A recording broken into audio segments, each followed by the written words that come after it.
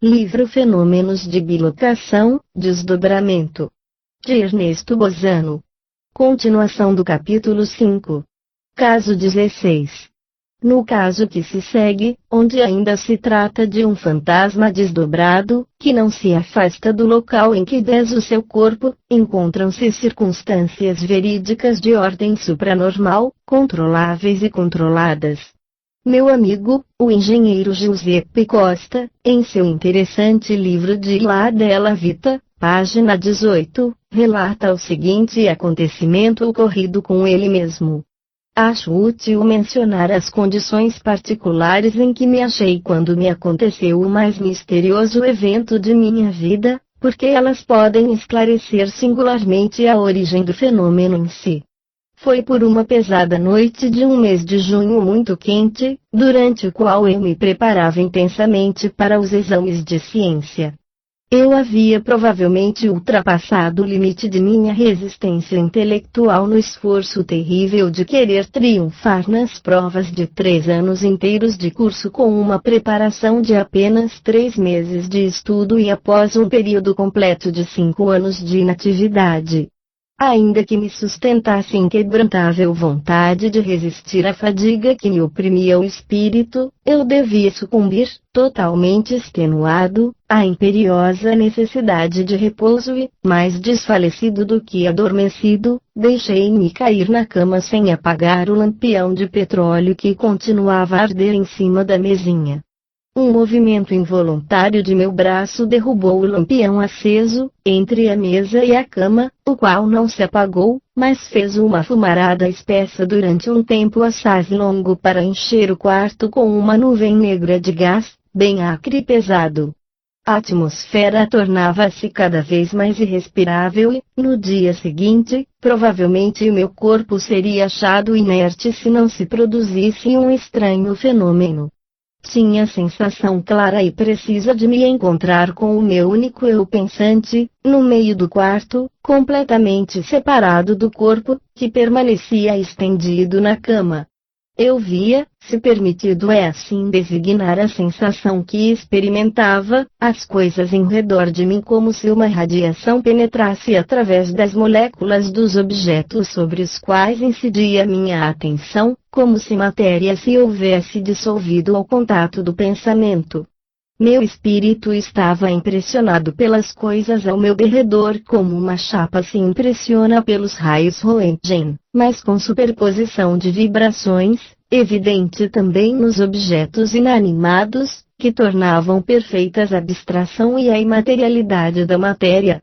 Via o meu corpo, perfeitamente reconhecível pelas suas particularidades, o seu perfil, o rosto, mas também os feixes de veias e nervos, que vibravam como um formigamento luminoso. Eu não saberia encontrar outras frases para exprimir mais exatamente a visão de algo que não era matéria e que me chocava com uma sensação indefinível, que não pode ser compreendida nem mesmo descrita, porque neste momento me esforço por interpretar com as impressões de 5 sentidos tudo aquilo que então percebi com o 6º sentido. Se permitirem a comparação, direi que, se pudéssemos materializar a impressão que o corpo experimenta de uma descarga elétrica, traduzindo-a em uma forma visível, ter-se-ia materializado a imagem palpitante dos nervos e de meu sangue, como os percebia. O quarto achava-se imerso na mais completa escuridão, porque a chama do lampião derrubado não chegava a difundir a luz fora do vidro muito enegrecido, mas, durante esse meio tempo, em que via os objetos, ou melhor, seus contornos quase fosforescentes, desaparecerem assim como as paredes, minha atenção concentrada me fazia perceber, da mesma maneira, os objetos nos aposentos vizinhos. Meu eu pensante não tinha peso ou, para melhor me exprimir, não sentia a impressão da força de gravidade, não tinha noção de volume ou de massa. Eu não era mais um corpo, visto que meu corpo jazia inanimado na cama. Era como a expressão tangível de um pensamento, de uma abstração, capaz de me transportar a qualquer região da Terra, do mar, do céu, mais rápido do que o relâmpago, no mesmo instante em que eu formulasse a vontade mesmo sem a noção do tempo e do espaço. Se eu dissesse que me sentia livre, ligeiro, etéreo, nem de longe exprimiria a sensação que experimentava naquele momento de libertação infinita, mas não era uma impressão agradável. Eu me sentia tomado de uma inexprimível angústia, porém tinha a intuição de poder livrar-me dela se tirasse meu corpo de tal situação que me oprimia. Quis, pois, levantar o lampião e abrir a janela, mas, por uma ação imaterial que não consegui efetuar, como não consegui mover os membros, que pensava poder acionar com o sopro de minha vontade espiritual. Então meu pensamento voltou-se para minha mãe, que dormia no quarto ao lado. Eu a via perfeitamente através da parede que separava os nossos quartos, repousando tranquilamente em seu leito, mas o seu corpo, ao contrário do meu, parecia emitir uma luminosidade ou fosforescência radiosa. Parecia-me que não seria preciso qualquer esforço para obrigá-la a se aproximar de mim. Via descer apressadamente da cama, correr à janela, abri-la, como se ela executasse o último pensamento que tive antes de a chamar, depois sair do quarto, passar pelo corredor, transpor a porta e, tateando, com os olhos desmesuradamente abertos, avançar em minha direção. Pareceu-me que o seu contato teve a faculdade de fazer o meu eu espiritual reentrar no corpo. Encontrei-me desperto, com a garganta ressequida, as fontes a martelarem, a respiração ofegante e o coração a saltar no peito. Posso assegurar ao leitor que, até tal momento, nada havia lido e nunca ouvira falar de espiritismo. Ensinos espíritas, fenômenos de bilocação, desdobramento da alma. Eram-me completamente desconhecidas as experiências mediúnicas e as sessões de espiritismo, portanto, de modo absoluto, posso excluir a hipótese de que se tratava simplesmente de um fenômeno de sugestão, nem tampouco podia tratar-se de um sonho, devido à enorme diferença das sensações que persistiram, na memória, de imagens provocadas por um sonho, e as muito desiguais em sua recepção sensitiva que, no momento, estavam presentes no meu espírito. Com efeito, nessa recordação, eu não encontrava essa nebulosidade, essa sensação indistinta entre o quimérico e a realidade que revestem as impressões de um sonho, porque, enfim, também jamais tive a sensação tão viva de existir realmente como no instante em que me senti separado do corpo. Minha mãe, que interroguei pouco depois do acontecimento, me confirmou ter primeiro aberto a janela de seu quarto, como se ela mesma tivesse sentido a sufocação, antes de acorrer em meu auxílio. Efetivamente, o fato de ter visto seu gesto através das paredes ao mesmo tempo em que eu jazia inanimado na cama exclui qualquer hipótese de alucinação e de pesadelo durante um sono sobrevindo em circunstâncias fisiologicamente anormais. Excluídas, portanto, as hipóteses de sugestão, de sonho, de alucinação e de pesadelo, não resta outra dedução lógica senão a de supor que o meu eu pensante agiu fora de meu corpo e, em tais condições, dotado de faculdades transcendentais, ele pôde ver além das paredes e chamar urgentemente minha mãe para junto de meu corpo a fim de que o socorresse. Tive, nesse caso, a prova mais evidente de que a minha alma se destacara de meu corpo durante a sua existência corporal. Tenho, em suma, a prova da existência da alma e também a de sua imortalidade, visto o que, tendo-se ela libertado, sob a influência de circunstâncias especiais, do invólucro do corpo, agindo e pensando fora dele, com mais forte razão deveria ela reencontrar, após a morte, a plenitude de sua liberdade e a extinção de todo vínculo com a matéria. O fato exposto reveste particular interesse, visto ser o protagonista dele um amigo, pessoa de muita cultura e também um verdadeiro homem de ciência, de modo que chegou a descrever, minuciosamente, as suas próprias impressões, com rara penetração analítica, apresentando aos pesquisadores um conjunto completo e plenamente sugestivo das sensações que experimentou durante as condições de desdobramento. A descrição do estado em que se achou reveste um valor metapsíquico a começar pela observação de que a visão espiritual penetrava através das moléculas dos objetos, como se a matéria se houvesse dissolvido em contato com o pensamento, tornando para ele evidente o que significam as presentes descobertas científicas sobre a imaterialidade da matéria. Notável também o fenômeno de autoscopia interna, graças ao qual ele vê, à distância, o interior de seu próprio corpo com os feixes nervosos a vibrarem como um formigamento luminoso, devendo-se notar que, ao perceber, através da parede, sua própria mãe mergulhada em sono, certificou-se de uma circunstância interessante, isto é, que do corpo dela emanava uma fosforescência radiante, quando o corpo nada deveria irradiar isso. Evidentemente porque a vitalidade e o espírito estavam temporariamente projetados fora do corpo. Note-se ainda a eficácia sugestiva da sensação experimentada de se sentir livre, leve, etéreo, como a expressão tangível de um pensamento, de uma abstração, capaz de transferir-se a qualquer parte da terra, do mar, do céu, mais veloz que o pensamento, por um simples ato de vontade. De outro ponto de vista, convém assinalar o fato de haver ele conseguido transmitir o seu próprio pensamento à sua progenitora, de forma a despertá-la e obter que ela fosse socorrê-lo para o salvar de morte certa.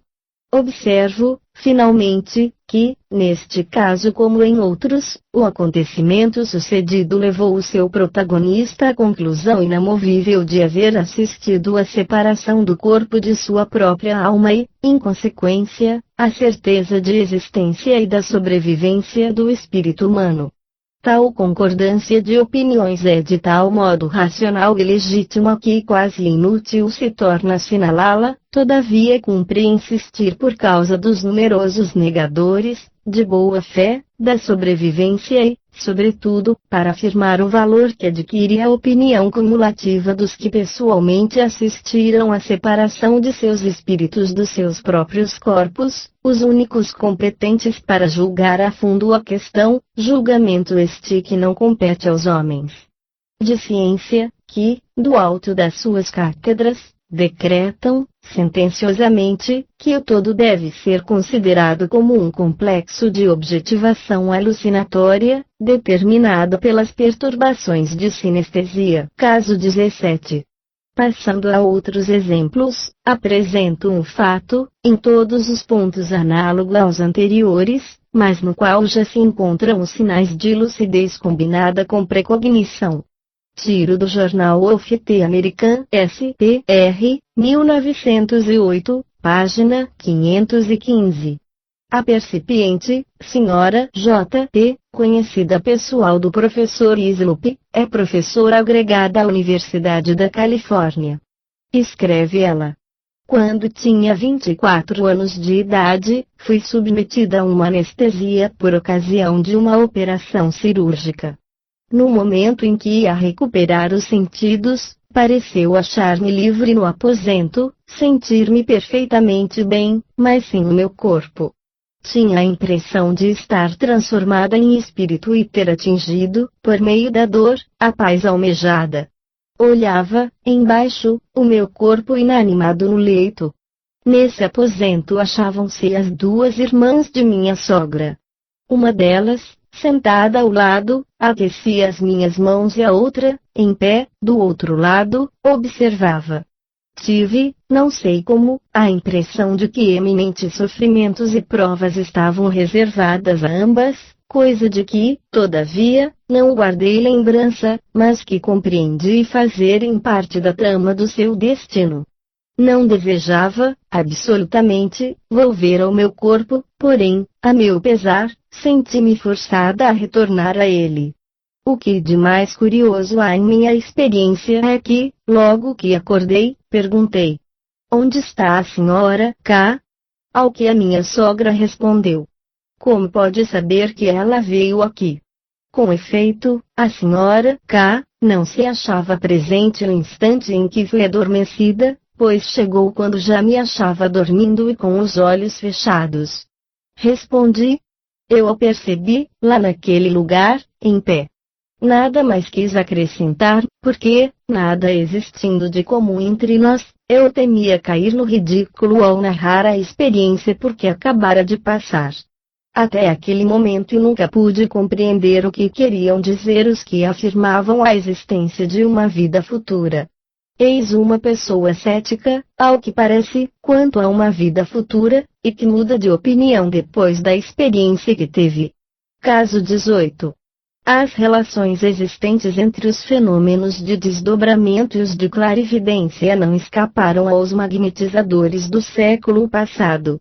Eles notaram que, bem frequentemente, os seus pacientes, depois de certo período de lucidez, declaram ter se afastado do corpo e o terem contemplado, inerte, diante deles. O Dr. Sharpigno, na obra intitulada Physiologie, Medicine et Metaphysique do Magnetisme, página 101, assim se exprime sobre o estado de êxtase clarividente de uma sonâmbula.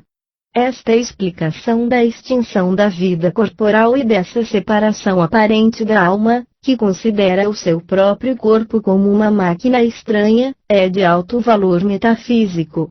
Todos os estáticos, nos quais se verifica esse fenômeno fisiológico, se exprimem da mesma forma. Tratamos de certa enferma que, durante a noite, entrava em êxtase quando era preciso receber algum esclarecimento sobre a marcha de sua doença. Eis como ela relatava o que se passava. Entro, diz a paciente, em um estado semelhante ao que me produz o magnetismo, depois, pouco a pouco, o meu corpo se dilata e eu o vejo, bem distintamente, longe de mim, imóvel, pálido e frio como um morto. Quanto a mim, pareço-me com um vapor luminoso e sinto-me pensar separada do meu corpo. Em tal estado, compreendo e vejo muitas coisas mais do que no sonambulismo, visto o que, em estado sonambúlico ou magnético, eu penso sem estar separada de meu corpo. Decorridos alguns minutos, um quarto de hora no máximo, esse vapor se aproxima mais e mais de meu corpo, perco o conhecimento e o êxtase desaparece. Caso 19. Neste outro episódio de sonambulismo magnético, as faculdades de clarividência também se afirmam, flagrantes, no fantasma desdobrado e sem que ele se distancie do local em que des o seu próprio corpo. Tomo fato a já citada obra de D'Urville, página 105. Senhora Eugênia Garcia, posta em estado sonambúlico, assim descreve as sensações experimentadas durante o primeiro desdobramento. Vi-me, de súbito, no meio do aposento onde acabavam de me adormecer. Eis aí. Parece-me que estive sentada por um instante, então levantei-me sem dar por isso, vejamos. Dirijo meu olhar sobre mim. Ora essa. Estou luminosa, transparente, leve como uma pluma. Repentinamente eu percebo meu corpo estendido, imóvel em uma poltrona. Rodeavam-me 3 ou 4 pessoas, observando-me com atenção. O que tinham elas para me olharem assim? Vejamos. Aproximo-me de meu corpo e também o observo, como os presentes. Distinguia, claramente, todo o interior de meu corpo, vendo o coração bater, o sangue circular, as redes vasculares, os músculos, em uma palavra, como se fosse de vidro. Aproximei-me de meu magnetizador, descansei a minha mão sobre o seu braço e lhe disse: Não diriam que estou morta? Mas grande foi a minha surpresa. Foi a mão de meu corpo material e sua língua que executaram a ação de tocar e de falar, e não o meu eu desdobrado. Ao mesmo tempo, ouvi, ou, antes, pude ler, a resposta à informação no seu cérebro. Vós pensais que não, disse-lhe eu com vivacidade, antes que ele houvesse pronunciado a resposta. Sim, respondeu-me ele, sim que eu ouvi do mesmo modo que da primeira vez. E depois, sempre da mesma forma. Em seguida olhei ao redor de mim, mas, em vez de meu olhar encontrar uma superfície opaca e não transparente, como são comumente as casas ou objetos domésticos, vi tudo, claro como vidro. Vi também muitas pessoas e os aposentos de meus vizinhos, como se habitássemos uma casa de cristal. Deve-se notar, nesta relação, a plena concordância das impressões experimentadas pela sonâmbula Eugênia Garcia com as experimentadas pelo engenheiro Giuseppe Costa, caso 16. Com efeito, essa sonâmbula também se vê fora de seu corpo, luminosa, transparente, leve como uma pena. Ela percebe perfeitamente o interior de seu próprio corpo físico, vê as pulsações de seu coração, a circulação do sangue, distingue o aparelho circulatório, os músculos e assim por diante. Lê o pensamento no cérebro de seu magnetizador e enxerga através dos corpos, como se estivesse numa casa de cristal, concordâncias estas todas de natureza sais extraordinárias para demonstrar, mais do que nunca, toda a insuficiência das hipóteses dilatórias sobre as quais se apoia a ciência oficial. Caso 20. Eis, enfim, o primeiro exemplo de desdobramento com deambulação à distância e visão de acidentes verídicos, relativos a coisas ou fatos ignorados do percipiente. Tiro de The Occult Review, 1908, página 159.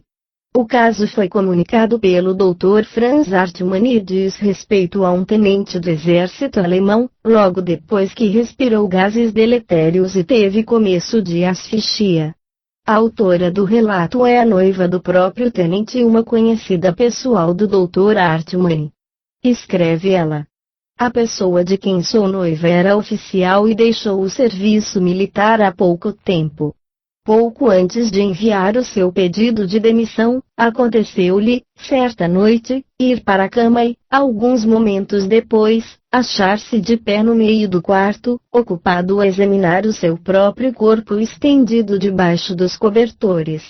Tal situação pareceu bastante fantástica ao tenente, tanto mais que nunca ouvira falar de semelhantes fatos. Com o fim de pôr à prova sua própria mente, pôs-se a andar pelo quarto, observar os móveis e outros objetos, foi à sua secretária e começou a ler um livro que se achava aberto sobre ela, mas, quando quis virar a página, não o conseguiu, apesar de tentá-lo por diversas vezes. Foi, em seguida, à janela, olhou a rua e observou as chamas trêmulas dos bicos de gás. Em suma, pôde-se convencer de que percebia todas as coisas de modo normal. De repente ocorreu-lhe a ideia de que talvez se achasse nas condições de um espírito desencarnado. Quis, pois, verificar se lhe era possível passar através da parede. Tentou, e imediatamente, se achou na sala vizinha, onde viu um companheiro seu, sentado à mesa, ocupado a desenhar. Fez todo o possível para chamar-lhe a atenção. Tocou-o, falou-lhe, soprou-lhe no rosto, mas tudo foi inútil, porque ele continuou tranquilo a desenhar, inconsciente de sua presença. Assaltou o desânimo e ele voltou para o seu quarto, onde tornou a ver o seu próprio corpo, estendido, inerte, no leito. Pensou, pois, sair ao ar livre, passando através da porta fechada, dirigiu-se para a estação ferroviária, onde observou a multidão de viajantes e o movimento dos trens. Percebendo, ao longe, um túnel, dirigiu-se para o mesmo, lá penetrou e observou diversos operários que ali trabalhavam. Era um túnel em que jamais havia penetrado e cuja existência a ignorava. Voltando ao quarto, viu o criado abrir a porta, entrar, sondar o ar, precipitar-se para o leito, sacudir vivamente o corpo de seu patrão, assistindo ele a tudo, ao seu lado, em espírito. Em seguida, o criado apressou-se a abrir a janela do quarto e uma súbita torrente de ar fresco despertou o tenente, que logo lhe perguntou o que havia ocorrido e pelo mesmo soube que o ar estava saturado de gás carbônico e que por um instante fora considerado morto. Então o tenente lhe perguntou como tivera a ideia de ir naquele momento ao seu quarto e o criado lhe disse que experimentara a necessidade súbita e irresistível de ir imediatamente regular a tiragem da pequena chaminé. O fato é que, se o criado não houvesse acorrido, o oficial estaria morto e o seu espírito não teria podido reintegrar o seu corpo. No dia seguinte foi ele ao túnel que visitara como espírito e lá reconheceu todas as coisas que havia visto. Do mesmo modo, interrogou o locatário vizinho e soube que ele estivera ocupado, naquela hora, no mesmo desenho que pôde ver. Tais são os fatos. Pois bem, apesar da natureza deles, meu noivo ainda não acredita na sobrevivência da personalidade consciente depois da morte do corpo. Faço notar que a noiva do tenente teve verdadeiramente razão de se espantar com o ceticismo persistente, não obstante a experiência significativa pela qual ele passou, porque o fato é de tal modo excepcional que constitui o único documento do gênero contido nos meus arquivos, em que estão classificados 158 casos de bilocação. Para estabelecer contraste com o caso negativista citado, narrarei um caso diametralmente oposto, a juntar aos outros já relatados e em que seu protagonista é um doutor em medicina. Caso 21. Tiro da Light, 1932, página 40. O Dr. Verende G. Rose conta ter sido projetado violentamente ao solo por um cavalo desenfreado, ferindo-se gravemente. Ele foi levantado e considerado morto por 2 homens, que presenciaram o acidente, decorrendo 5 horas antes que voltasse a si. O médico assim se exprime. Durante o meu desmaio, vi o meu próprio corpo estendido por terra e os 2 homens que o ergueram. Ouvi-os murmurar que eu estava morto e assisti ao meu transporte para uma casa vizinha. Pouco depois chegaram 2 médicos que, por todos os meios, tentaram fazer-me voltar à vida e, durante as longas horas decorridas antes de alcançarem o resultado, estive constantemente a observar a cena. Eu flutuava acima de meu corpo, numa atmosfera tépida e radiosa.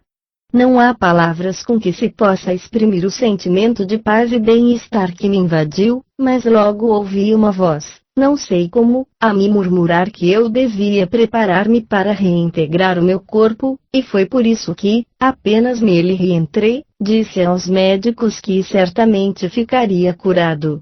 As circunstâncias dignas de nota, em minha estranha experiência, são as seguintes. Em primeiro lugar, eu nunca vira os 2 homens que me ergueram e que eram pessoas desconhecidas, de passagem pelo local, contudo lhes descrevi os rostos, as roupas, cavalos e capas que atiraram numa cerca para correrem em meu auxílio. Em segundo lugar, mesmo em estado de inconsciência completa, possível me foi descrever minuciosamente aos médicos as peripécias de meu transporte para uma casa estranha, bem como as condições internas de meus ferimentos. E tudo isto porque a minha personalidade consciente se achava exteriorizada, fora do corpo, e assim foi capaz de observar melhor ainda do que se estivesse em meu corpo. Declaro que este acontecimento extraordinário me levou à certeza experimental de que há uma vida além túmulo, na qual não há necessidade do corpo carnal para enxergar, ouvir, pensar, vida esta em que conservamos inalterada a nossa personalidade terrestre. Assinado, pelo Dr. Verende G. Rose. Royal Terrace 8, Chiltern. Além do interessante fenômeno psicológico de indiscutível convicção espírita dos que experimentaram assim o fenômeno de bilocação, convém acrescentar, no episódio exposto, a importante concordância entre a impressão experimentada pelo Dr. Rose e a do protagonista do caso 12. Em ambos os casos, eles ouviram uma voz misteriosa que lhes anunciava, em termos algo diferentes, a mesma coisa, isto é, que deviam preparar-se para retornar para os seus corpos. Fenômenos de alucinação? Intervenções espirituais? A falta de provas adequadas num sentido ou noutro, Resta, no momento, tomar boa nota de tais concordâncias altamente sugestivas. Caso 22. Tiro este episódio do jornal of the American SPR, 1918, página 629. Trata-se de um caso de bilocação com deambulação à distância, misturado com impressões místicas. O professor Islop conhece pessoalmente a relatora dele, mas se limita a publicar as iniciais de seu nome. A senhora S.B.L. descreve uma longa enfermidade de que padeceu, durante a qual teve um período de crise que quase arrastou para o túmulo, numa longa fase de catalepsia e de coma. Ela descreve nestes termos as impressões que experimentou durante o seu estado de inconsciência. Minha primeira sensação consciente foi o sentimento de existir, sentimento privado de toda a noção de personalidade e de lugar. Senti elevar-me lentamente, como um nevoeiro a subir da terra, e transportar-me ao pé da cama.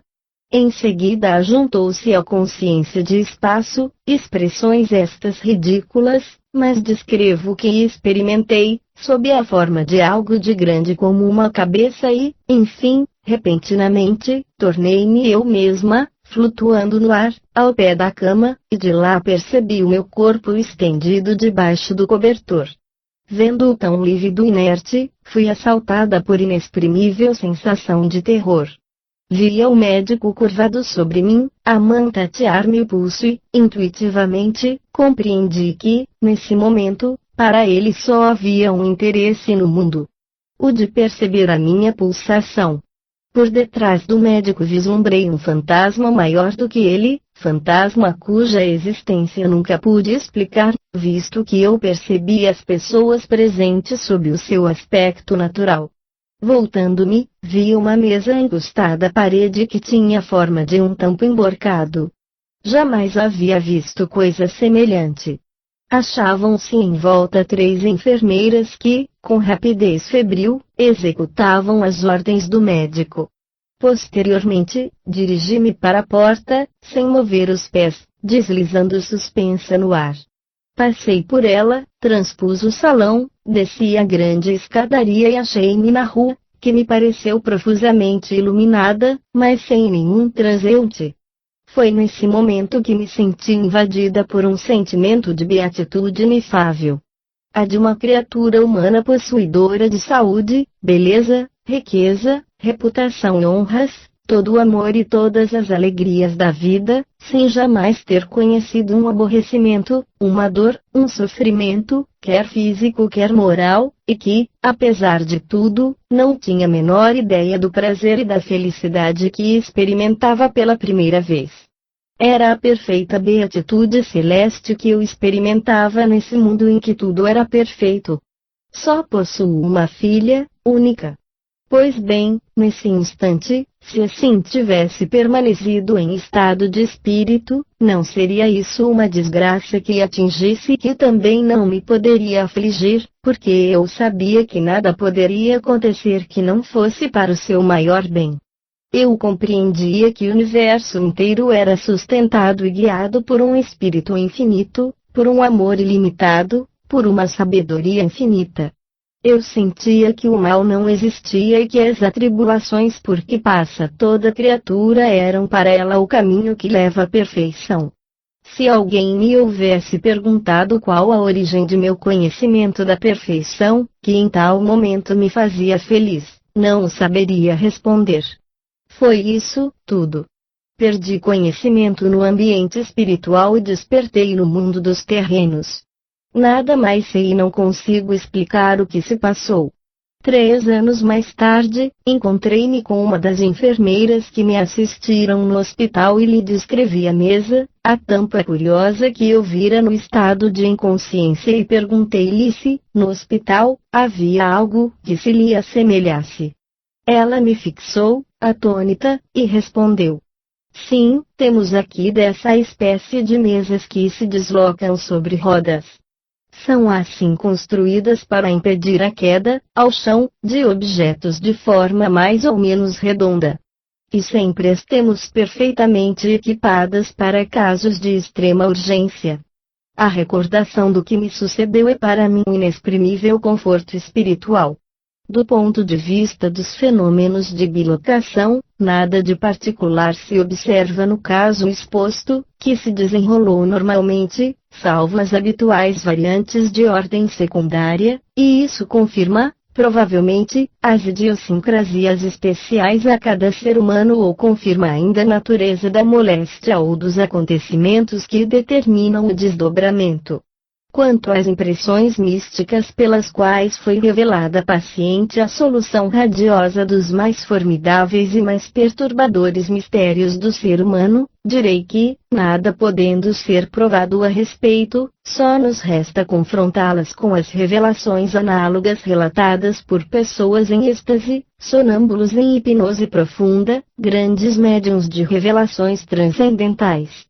Recordo, finalmente, que, no caso 17, outra narradora conta ter experimentado impressões idênticas, reveladoras dos mistérios do ser humano. Caso 23. Poder-se afirmar que o episódio seguinte, ocorrido durante o sono normal, seria considerado como um sonho puro e simples, mas seria também preciso levar em consideração a circunstância de o percipiente despertar em estado de vida e de sensibilidade diminuídas, circunstância que atesta abertamente que se havia produzido um acontecimento bem diferente de um simples sono. Extrai o caso de The British Journal of Psychical Research, 1928, página 26. O professor F. E. Leaning publicou uma obra intitulada Extracorporal Consciousness, em que cita, entre outras coisas, a relação de um fato ocorrido com um amigo, que conta o seguinte: eu tomava pensão numa hospedaria chamada Seridane e durante o dia inteiro permaneci em meu quarto à espera de que o meu amigo Edwin me viesse procurar para a assinatura de um ato legal. Depois de ter comido, deitei-me na cama e comecei a ler, quando então fui tomado por uma sonolência que não pude resistir, coisa que muito me contrariou, porque eu estava lendo o jornal de Amiel, que muito me agradava e eu preferia continuar a leitura, mas tudo foi inútil e adormeci bruscamente. Logo depois tive a impressão de haver abandonado o corpo. Voltei-me, percebendo encurvado, numa posição incômoda, surpreendi-me ao verificar que se pudesse adormecer em semelhante posição. Tive a ideia de sair e dirigi-me para o corredor, passando pela porta, mas isso, evidentemente, pela força do hábito, visto que igualmente poderia atravessar a parede. Eu não movia os pés, porque, para ir a qualquer lugar, bastar-me-ia desejá-lo, o que não impedia de ver-me dono de pernas, braços e o resto do corpo e de me sentir melhor do que de ordinário. No corredor não havia pessoa alguma, a não ser um negro que encerava o assoalho. Fiquei defronte dele, mas pareceu não dar por mim. Compreendi então que me tornara invisível, o que tanto mais aumentava minha curiosidade. Divertia-me, pois, em passar defronte e por detrás dele, em tocá-lo, mas nunca ele lançou um olhar para mim. A coisa me divertia, porém veio-me então o pensamento de que, se alguém me fosse procurar e despertasse meu corpo de seu sono, enquanto eu me achasse fora dele, disso poderia resultar complicações, talvez pouco agradáveis. Imediatamente retornei através da madeira da porta e, quando cheguei ao pé de minha cama, meu corpo me sugou imperiosamente, absorvendo-me pelos pés. Foi bom que tal ideia me acudisse ao espírito, porque logo a senhora Canfield, dona da hospedaria, bateu a porta e me pediu licença para tirar o seu roupão. Estando a hospedaria cheia, havia ela me cedido o seu próprio quarto. Quando ela foi-se embora, percebi um fenômeno inquietante. Eu não conseguia ver normalmente. Procurei reencontrar a leitura do jornal de Amiel, porém não distinguia mais as letras. Via bem as sombras dos móveis e dos tapetes, mas não percebia mais meu rosto no espelho. Esse fenômeno perturbador durou o dia inteiro e, quando me sentei à mesa, não consegui ler o cardápio. Finalmente, quando acabei de comer, minha vida tornou-se normal. O professor Leaning observa. A última parte desta relação sugere irresistivelmente a ideia de que a fusão da segunda personalidade com o corpo físico tenha ficado imperfeita, e essa eventualidade está de acordo com outros relatos publicados em The Occult Review. Por mim, repito o que disse no começo, isto é, que o fato das condições anormais, nas quais se encontrava o protagonista após o seu despertar, demonstra evidentemente que o episódio narrado não foi um sonho, mas que se trata de um caso autêntico de bilocação. Caso 24. O Sr. Sylvain J. Moudon, autor da interessantíssima obra The Projection of the Astral Body, dirigiu a The Occult Review, julho de 1932, uma série de vários episódios recolhidos por ele mesmo.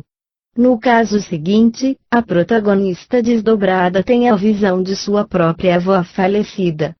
Seu nome não foi mencionado, porém o Sr. Moudon o comunicou, assim como seu endereço, ao diretor da revista.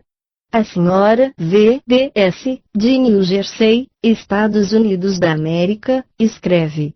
Quando eu estava enferma no grande hospital de Pittsburgh, fui submetida a grave operação.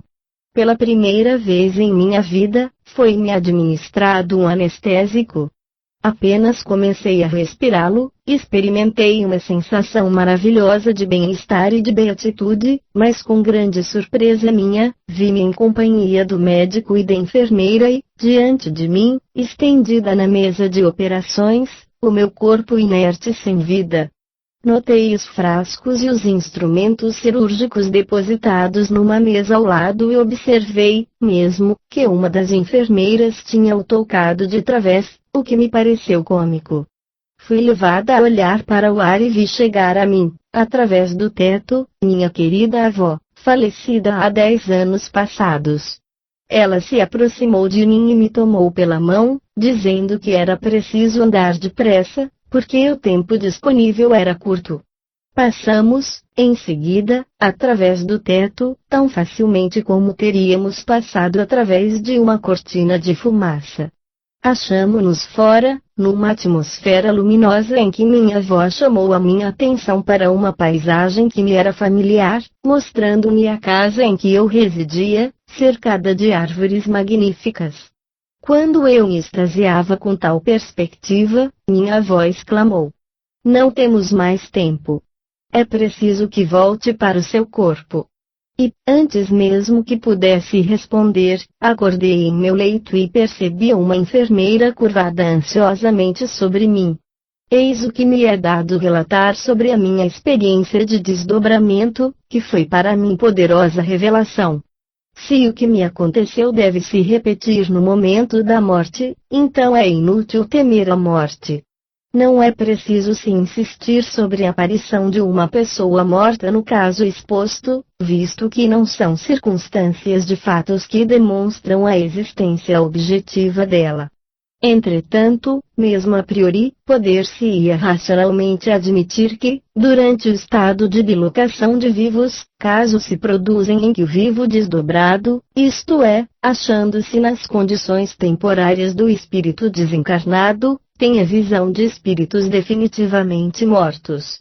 Assim sendo, o caso exposto, como o caso 22, em que se verificou uma outra visão de fantasma, como ainda nos casos 12 e 21, em que as pessoas ouviram uma voz misteriosa lhes informar que a hora suprema para eles não era chegada, são episódios que não deixam de ter certo valor teórico, porquanto demonstram que as induções a priori, longe de serem contraditas a posteriori pelos fatos, são, antes, confirmadas por eles. Citarei mais adiante casos de bilocações no leito de mortos, com aparições de defuntos nitidamente caracterizados. Caso 25. Extraio este outro exemplo do livro do Dr. Paul Gibier intitulado Análise des Choses, Análise das Coisas, página 142. Trata-se de um episódio que lhe aconteceu no exercício dos seus próprios deveres profissionais. Escreve ele. O Sr. H. é um grande moço louro, de uns 30 anos de idade, cujo pai era escocês e a mãe russa. É um artista gravador de talento. Seu pai era dotado de faculdades mediúnicas muito poderosas e a mãe dele era igualmente médium. Ainda que nascido em meio espírita, não se ocupava de espiritismo e nada de anormal experimentou até o momento em que ocorreu o incidente em razão do qual veio procurar-me, no início do ano de 1887. Há poucos dias, contou-me ele, entrava eu em minha casa, pelas 10 horas da noite, quando fui tomado por um sentimento de lassidão estranha que eu não explico. Resolvido, entretanto, não me recolher à cama imediatamente, acendi o meu lampião e o coloquei na mesinha de cabeceira, perto dela. Apanhei um cigarro, acendi-o na chama e tirei umas baforadas, depois do que me estendi num sofá. No instante em que ia deitar-me indolentemente de costas para apoiar a minha cabeça na almofada do sofá, senti que os objetos circunvizinhos giravam e experimentei como que um atordoamento, um vácuo. Depois, bruscamente, achei-me transportado para o meio do meu quarto. Surpreendido com tal deslocamento de minha pessoa, do qual não tivera consciência, olhei em torno de mim e o meu espanto aumentou ao máximo. A princípio, vi-me estendido no sofá, molemente, sem rigidez, apenas com a mão esquerda elevada acima de mim e o cotovelo apoiado, com o cigarro aceso, cuja chama havia na penumbra produzida pelo quebra-luz de meu lampião. A primeira ideia que me veio foi a de que, sem dúvida, estava adormecido e o que experimentava era o resultado de um sonho. Entretanto, confesso que jamais me aconteceu coisa semelhante que me parecia tão intensamente a realidade. Direi mais. Tinha a impressão de que nunca estive tanto na realidade. Também, considerando que não podia tratar-se de um sonho, o segundo pensamento que me ocorreu subitamente foi o de que estava morto e, ao mesmo tempo, me recordava que ouvira dizer que há espíritos e pensava que eu mesmo me tornara um espírito. Tudo o que pude apreender sobre o assunto se desenvolveu longamente, porém em menos tempo do que o necessário para pensar nisto, diante de minha percepção interior. Recordo-me muito bem de ter sido então tomado por uma espécie de angústia e o lamento de coisas inacabadas, parecendo a minha vida como uma fórmula. Aproximei-me de mim, ou, antes, de meu corpo, ou do que eu já acreditava ser meu cadáver. Um espetáculo, que eu não compreendi imediatamente, chamou a minha atenção. Eu me vi respirando, porém, mais do que isso, vi o interior de meu peito e o meu coração aí batia lentamente, com batidas leves, porém com regularidade. Vi o meu sangue vermelho como fogo, correr por grossos vasos.